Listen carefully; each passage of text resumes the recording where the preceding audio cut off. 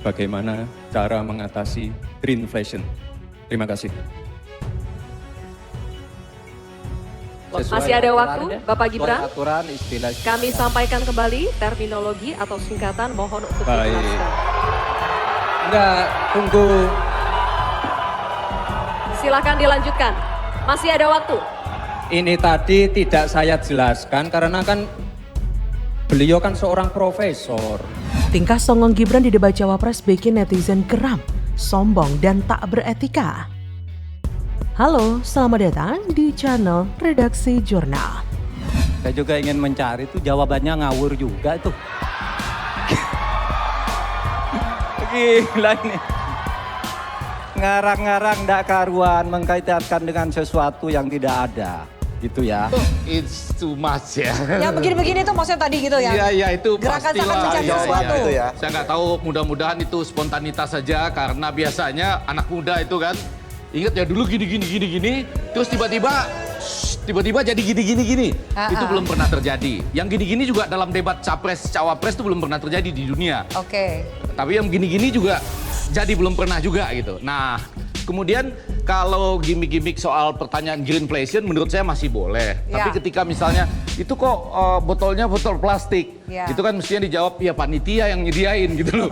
Gak maksud saya gimmicknya jangan sampai ke sana lah gitu. Jadi over Bahwa gimmick. Mahfud itu juara malam ini. Oke. Sedikit di bawahnya, sedikit. Pelan. Ilmiah. Karena jawabannya ilmiah dan ada berbasis datanya. Jawaban dan pertanyaan. Oke, Di baik. bawahnya itu ada Caimin ya, beda sedikit saja. Nah, masalahnya dengan politik gimmick yang berlebihan ya, khawatirnya itu kan ini kan semacam show untuk menarik perhatian.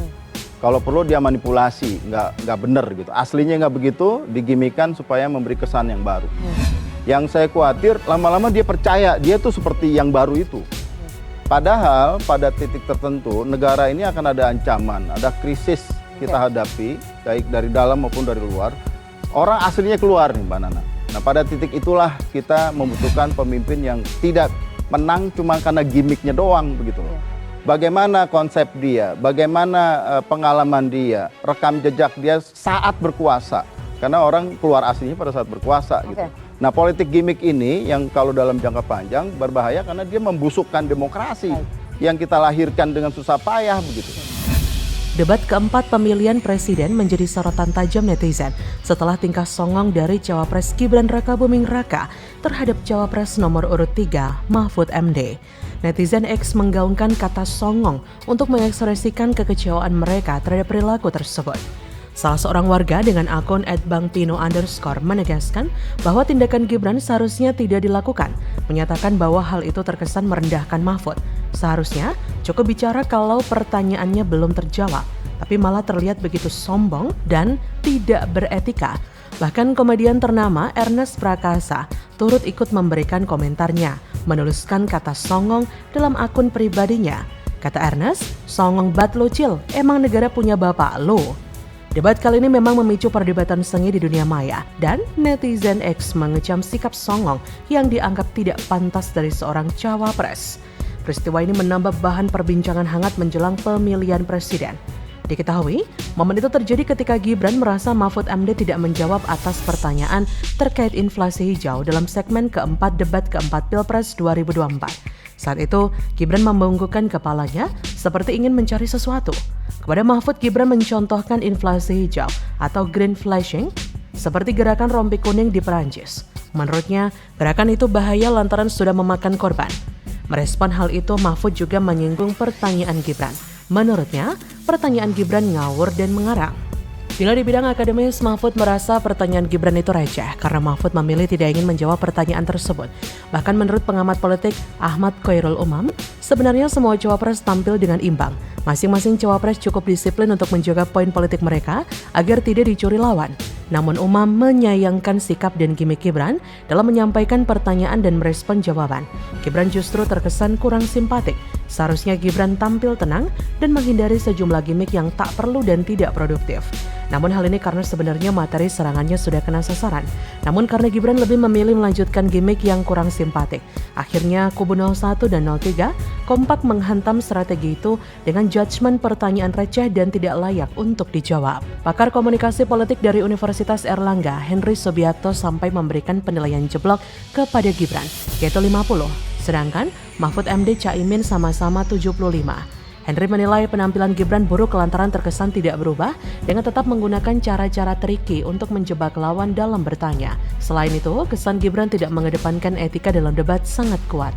Dalam debat Cawapres kedua, Gibran justru terkesan menampilkan kesombongan dan keinginan untuk menjatuhkan lawan debatnya di panggung. Hal itu justru memberikan efek dan respon buruk dari audiens dan publik.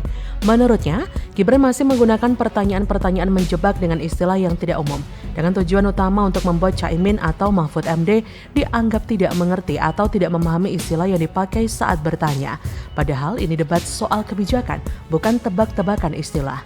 Guru Besar Ilmu Komunikasi Politik Universitas Airlangga itu mengatakan hal ini menunjukkan persoalan karakter masing-masing cawapres dengan etikanya. Masyarakat bisa menilai karakter dan etika masing-masing cawapres setelah melihat debat malam itu. Bagaimana menurut Anda? Apa yang disampaikan oleh Pak Anies mengenai lahan berapa itu? 340.000 hektar itu hanya mengungkapkan fakta dari rekam digital yang ada yang pernah disampaikan oleh Pak Jokowi. Jadi dan itu selama ini tidak pernah dibantah. Soal debat ketiga, Anies dan Ganjar dilaporkan ke Bawaslu. Kok umpatan bodoh Prabowo ke Anies gak diproses? Bawaslu kok diam? Halo, selamat datang di channel Redaksi Jurnal. Hari ini melaporkan Capres nomor urut 03 Ganjar Pranowo yang di dalam debat Capres ketiga dia memaksa, mendesak dan menekan Menteri Pertahanan Republik Indonesia Prabowo Subianto untuk membuka sesuatu yang kami anggap data-data dan informasi penting terkait dengan rahasia negara. Ya, benar sekali. Kami Bawaslu sudah menerima laporan tersebut. Sepanjang nanti memenuhi ketersyaratan Polri material, maka dilakukan klarifikasi. Jika dalam persyaratan tersebut tidak memenuhi syarat Polri material, maka disampaikan kepada pelapornya terhadap status pelaporan tersebut. Pelaporan pada Bawaslu dilakukan oleh sekelompok pendekar hukum pemilu bersih yang melaporkan Capres nomor urut 1 Anies Baswedan. Anies dilaporkan atas pernyataannya dalam debat hari Minggu berkaitan dengan kepemilikan lahan Capres nomor urut 2 Prabowo Subianto. Menanggapi laporan itu, Bawaslu menyebut akan segera melakukan kajian. Tak hanya Anies saja, Capres nomor urut 3 Ganjar Pranowo juga dilaporkan ke Bawaslu karena dianggap menyerang Prabowo saat debat ketiga. Laporan ini disampaikan oleh organisasi yang mengatasnamakan Advokat Pengawas Pemilu. Pelapor menyebut dasar pelaporannya terkait permintaan pada Prabowo untuk membuka data terkait pertahanan. Inilah yang menjadi pertanyaan besar kita. Ketika Anies dan Ganjar dilaporkan, Bawaslu langsung sigap melakukan kajian atas pelaporan tersebut. Tapi, ketika Prabowo melakukan manuver dengan menghina Anies dengan umpatan bodoh, Bawaslu cuma diam. Apakah ini bukti bahwa memang sedang ada intervensi dari pihak kubu istana? Silakan saja tim ses atau elit politik kubu Paslon 02 berkelit dan coba membela Prabowo. Tapi kita tidak mungkin mendiamkan saja temuan menarik soal umpatan Prabowo itu. Hanya karena Prabowo tidak ingin agar hal yang dianggapnya remeh-temeh itu malah dibesar-besarkan. Rakyat Indonesia kudu dibuat melek soal watak asli Prabowo yang cenderung arogan dan pemarah dengan beragam ekspresi yang bisa muncul kapan saja, tak hanya berupa gebrak podium atau melempar handphone. Orang model seperti ini akan sangat mudah terprovokasi dan sangat berbahaya kalau nanti jadi presiden. Jangan-jangan besok karena ada yang nanya soal HAM yang kebetulan jurnalis asing, lalu orang itu bakal dipenjara, lalu negeri asalnya diajak perang. Waduh, gile betul. Sebenarnya akan seru juga kalau misalnya kata-kata bodoh itu dibilang langsung di depan Anies yang langsung menskakmat Prabowo di hadapan puluhan juta pemirsa dan pendengar siaran langsung debat Capres perdana kemarin. Kalau perlu malah mengajak berkelahi biar sekalian seru bercandanya karena dilakukan saat siaran langsung debat Capres. Sejak awal kita bersama-sama meyakini bahwa tidak ada yang berubah dari seorang Prabowo. Sekalipun tim sesnya mati-matian mencitrakan Prabowo sebagai sosok yang kini lebih santun, sabar, tahan menghadapi berbagai serangan dari lawan politiknya, plus rada unyu-unyu atau gemoy. Mungkin yang terakhir ini biar terlihat menggemaskan.